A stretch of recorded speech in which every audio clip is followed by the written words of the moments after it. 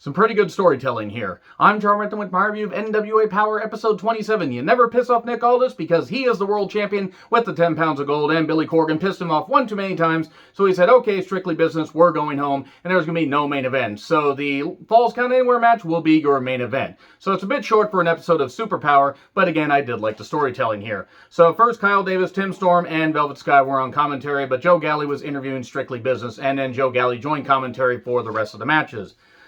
So the opening thing with Strictly Business was nice because we were supposed to get Adonis and Latimer versus Stevens and Kratos for the NWA tag titles. But after last week's Power Surge, where Aldis wasn't very happy hearing about the 14-man Battle Royal and even mocked that, like, yes, we're in 2021 and we're putting a whole bunch of jabrones right there and having them, compete to earn a shot to 10 pounds of gold. I mean, why in the world would we do that? I want the best competition. But Aldis, being a great heel and just really being a great world champion. He's a fucking tremendous world champion, a tremendous talker. I'm so happy for Nick Aldis' success. He, really did well in this segment. He runs down Joe Galli, comparing him to Anderson Cooper, says he'll send him back to San Antonio to cover old folks' homes and stuff like that. And then the tag title match is going to be off because no champions are eligible to be in that Battle Royal. And he's like, I'm not going to take any chances. We'll talk about this. You guys will get your shot later, but not right now. So we have Mims versus Cross TV title qualifier. And I was afraid they were going to have Tyrus run out there or walk out there or saunter out there along with Grandpa Idol and interfere. They waited until after the match was done. The action was fine. I do like Matt Cross. He's very good in the ring. Mims, I've been impressed with. He was able to show more of his power here. It was short. Cross does get the win. And then Grandpa Idol, and Tyrus show up. Now, I did like how they did some good storytelling here. Idol wanted to talk to Pope, said he respects the fact that he is doing what he can to get to the Lucky 7. He has 4 more matches he has to get to until the Lucky 7 rule, where he gets a world title shot. Okay, good storytelling there. And Austin Idol says, hey, you're running, you're trying to retain your championship. I respect that. He wants to shake his hand, and Pope's like, no, you kept interfering in my match, so I'm going to go away. May Valentine interviews Aaron Stevens. He wants to defend the tag titles against all competition. Says him and Kratos aren't friends, but they're going to retain the championships for as long as they can, which probably means they're going to lose them at the pay-per-view.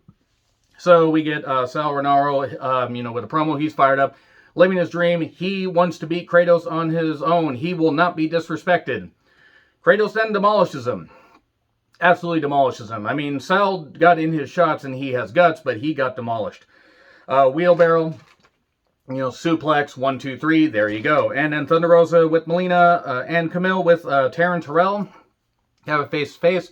This is better than the previous one they had, only because it centered on Thunder Rosa and Camille having their, verbal spats. And I did like how Thunder Rosa, credited Mildred Burke for how hard she had to work in professional wrestling, how she still doesn't get the respect from a lot of fans even today.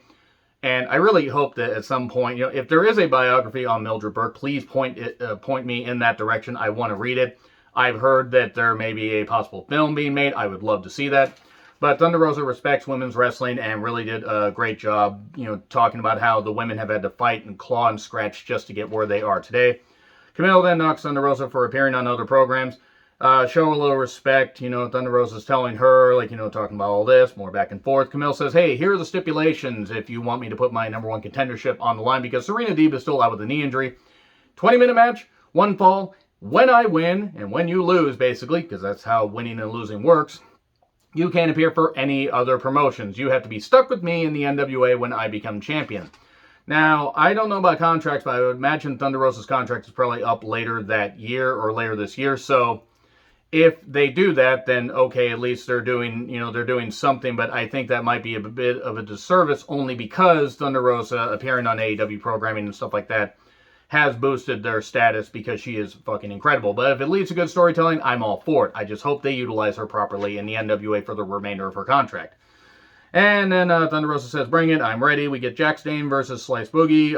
Falls Count Anywhere match, jumpstart. Dane uses power, and Boogie was like, I'm going to go up 3-0 on you. And he keeps doing that. We get steps to the head, and we get a post spot. Oh no, not the podium. They went all over the studio that they have, and they made good use of the environment.